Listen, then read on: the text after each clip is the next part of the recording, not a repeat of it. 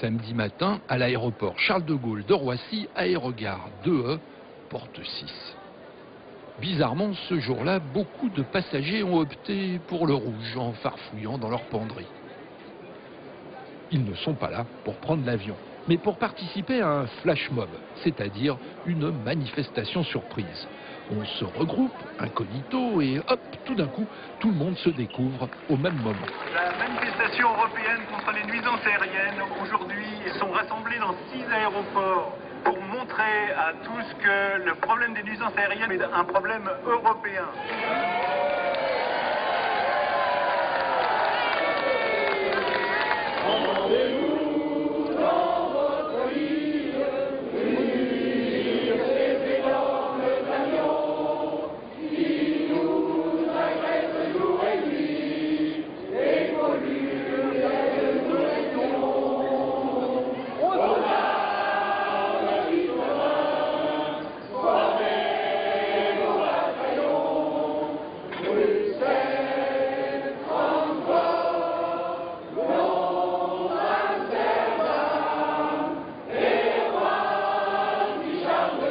Environ 30 000 avions commerciaux de plus de 100 places sont en service dans le monde. Et on va en construire 15 000 de plus dans les 10 ans. Du coup, un peu partout monte la contestation d'une aussi forte expansion. Les avions, c'est 750 000 mouvements. 750 000 mouvements, rien que pour Orly-Roissy. C'est un vrai combat de développement durable. On est amené parfois à proposer d'autres solutions, d'autres alternatives. Donc, comme par exemple le développement du TGV pour limiter le nombre de transports aériens. Ou par exemple proposer que le kérosène soit taxé, ce qui mettrait le transport aérien à son prix réel, ce qui n'est pas le cas actuellement. Il y a 15 ou 20 ans, c'était le bruit qui était au centre des protestations contre le transport aérien. Aujourd'hui, c'est la pollution. Car comme tout ce qui marche en brûlant du pétrole, les avions produisent du CO2. Diminuer ces émissions est donc devenu pour l'industrie aéronautique une priorité politique qui l'oblige à toutes sortes d'innovations scientifiques et techniques dont nous allons faire un petit tour d'horizon. Et vous verrez que cela va des économies de bout de chandelle dans les compagnies aériennes jusqu'aux inventions les plus révolutionnaires des laboratoires de recherche. Premier objectif des scientifiques, dresser un état des lieux. Voici le professeur Karl Brünnich-Meyer. Il attend l'arrivée de l'avion qui transporte son laboratoire automatique d'analyse de la pollution de l'air. C'est l'expérience Caribic. Idée de génie, les appareils de prélèvement ne volent pas sur un avion spécialisé, mais sont embarqués chaque mois sur un vol régulier de la Lufthansa. Cet avion arrive de Vancouver au Canada. C'est un vol long courrier sur un parcours très intéressant pour nous. L'avion suit une route très au nord, à la limite de la stratosphère, au-dessus de l'Atlantique et du Groenland.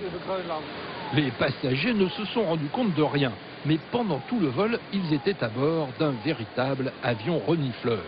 Car la seule chose qui distingue cet Airbus de tous les autres dans la flotte de Lufthansa, c'est la présence de ce système de prélèvement d'air. La sonde de prélèvement est en aluminium. C'est un appareil très sophistiqué composé de plusieurs éléments. Cette partie, par exemple, prélève les particules en suspension dans l'air, les aérosols. Celle-ci, de ce côté-là, mesure l'ozone et le monoxyde de carbone à l'état de trace.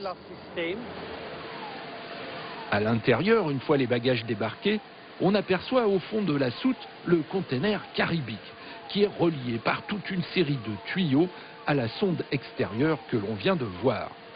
Il faut donc tout déconnecter de l'avion avant de pouvoir débarquer le container, puis lui faire prendre le chemin du laboratoire de chimie atmosphérique de l'Institut Max Planck de Mainz, où on va dépouiller les résultats. Le container Caribic contient une trentaine d'expériences imaginées par différents laboratoires européens. Il y a même une caméra vidéo qui filme tout le parcours. Les appareils du container Caribic ne se contentent pas de prélever des échantillons. Ils les analysent automatiquement et en temps réel pendant tout le vol. Voici l'appareil d'analyse du dioxyde de carbone. Ce gaz est lié à effet de serre parce qu'il absorbe l'infrarouge. L'appareil d'analyse est basé sur ce principe. Le gaz devient visible sous rayonnement infrarouge. Il s'agit de comprendre comment la haute atmosphère, là où circulent les avions, évolue aussi bien géographiquement que dans le temps.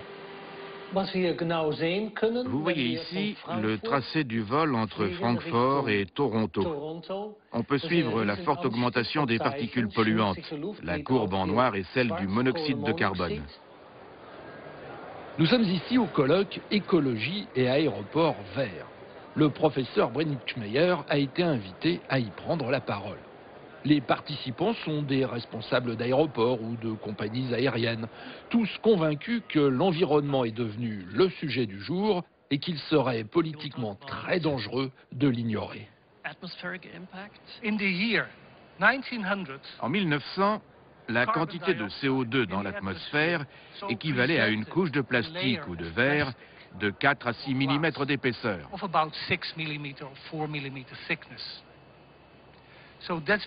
Voici ce qu'aurait donné tout ce gaz si on l'avait comprimé sous forme de plastique. Et voilà ce qu'on a ajouté au cours des 100 dernières années. Hier, on parlait ici même de croissance du secteur aérien. Mais on ne peut pas continuer à accroître ainsi en émettant toujours plus de ce dioxyde de carbone qui emprisonne la chaleur. L'impact annuel de nos activités est faible, mais d'année en année, le CO2 s'accumule, car les océans ne parviennent plus à l'absorber totalement. Du coup, le taux de dioxyde de carbone augmente. Tous les ans, les niveaux sont plus élevés. On considère généralement que l'aviation commerciale est responsable d'environ 2 ou 3% des émissions de CO2. Ça paraît évidemment peu comparé aux 35% des centrales électriques au charbon ou au fioul. D'où la difficulté de diminuer encore davantage. Quand on commence à entrer dans les détails techniques, savoir quoi faire exactement n'a rien d'évident. Pour les voitures, c'est plutôt simple. Il suffit de mettre un pot catalytique pour qu'elles émettent moins de monoxyde de carbone, ce qui améliore l'air dans les villes. Avec les avions, c'est beaucoup plus compliqué, parce que leurs moteurs sont déjà extrêmement performants, très bien conçus pour utiliser le carburant de manière optimale. La marge de perfectionnement est donc réduite. Alors on travaille sur des pistes de recherche comme les biocarburants, l'optimisation des trajectoires ou la réduction de l'empreinte carbone. En première ligne parce qu'au contact du public, les compagnies aériennes. Aujourd'hui, elles cherchent toutes à se donner l'image la plus verte possible. Pas un site de réservation qui ne propose de compenser le carbone du voyage. Mais que font-elles vraiment? Difficile à dire. Par exemple, toutes les grandes compagnies que nous avons sollicitées pour filmer les coulisses de leurs actions écologiques ont refusé ou fait la sourde oreille. Voici pourquoi nous sommes à l'aéroport de Colombo, pour embarquer sur un vol de Sri Lankan Airways. La devise de la compagnie est « Si Mère Nature prenait l'avion, ce serait avec nous ».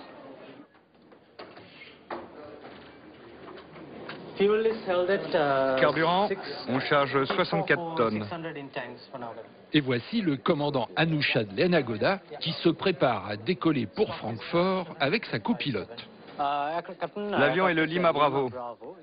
Il est au sol en 14, vérif journalière faite. Charge marchande au départ de Colombo, vous êtes au maxi avec 275 passagers prévus. Sri Lankan Airways possède une quinzaine d'Airbus. Un A330 comme celui-ci embarque un peu plus de 140 000 litres de kérosène. Et en croisière, il en consomme 8000 litres à l'heure. Comme il faut compter un peu moins d'1 kilo de CO2 émis par litre de kérosène brûlé, les quantités sont énormes pour un vol de 10 heures comme celui-ci. C'est pourquoi la compagnie a nommé un monsieur écologie. Vous avez deviné, c'est lui, le capitaine Lenagoda. Quand il ne vole pas, il est à la tête des programmes d'action écologique de Sri Lankan. Dans la cabine, c'est un tantinet dérisoire. Les sacs sont bien en papier recyclé et on pratique le tri sélectif à 11 000 mètres d'altitude. Les produits biodégradables comme la nourriture sont jetés dans cette poubelle spécifique. En classe affaires, avant, on offrait ce modèle de trousse. Aujourd'hui, on utilise cet emballage écologique.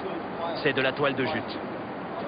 Plus sérieusement, la chose la plus importante qu'une compagnie puisse faire pour l'environnement, c'est de consommer le moins de carburant possible. Économiser, grignoter litre après litre forme donc le plus gros du travail du capitaine Yanagoda. J'ai pris mes fonctions en juillet de l'année dernière, au moment où les prix des carburants sont montés en flèche. La compagnie a souhaité que quelqu'un travaille sur la consommation des appareils. Vous savez, économiser le carburant, c'est bon à la fois pour nos enfants et pour l'environnement. On fait d'une pierre deux coups. En économisant l'énergie, on aide à sauver la planète. La compagnie est équipée d'un logiciel qui lui permet de connaître très précisément la quantité de carburant consommée par chaque avion pour chaque vol. Et quand il y a trop de différence entre les prévisions du plan de vol et la réalité à l'atterrissage, eh bien, une case s'allume en rouge. Ce vol a consommé plus de carburant que prévu. Il faut comprendre pourquoi. Est-ce dû au contrôle aérien? L'avion a-t-il dû attendre avant d'atterrir? En fait, cet avion transportait 1 tonne de charge marchande supplémentaire, ce qui lui a fait consommer 200 kg de carburant de plus que prévu. Quand la case devient rouge, il faut qu'une justification s'affiche. Dans ce cas, elle est valable. C'est l'augmentation du poids total. C'est bien pour la compagnie parce qu'elle a transporté plus de charge marchande. En revanche, si la justification n'est pas acceptable, on ouvre une enquête. Alors, pour économiser jusqu'à la plus petite goutte de kérosène et donc de CO2, les équipages doivent se conformer à toute une série de directives très précises. Voici un quadrimoteur A340. Comme vous le voyez, les deux moteurs intérieurs sont arrêtés. Pour rouler sur les taxiways, on n'utilise que les moteurs extérieurs. Ici, à Colombo, la durée de roulage est minimale, de l'ordre de 5 minutes. On économise à peine 50 ou 100 kg de carburant. Mais à Paris ou à Londres, où les temps de roulage après atterrissage sont de l'ordre de 20 à 40 minutes, on économise environ 400 kg de carburant. Couper deux moteurs sur un A340 ou un seul sur un A330 n'est autorisé qu'après l'atterrissage, jamais avant le décollage.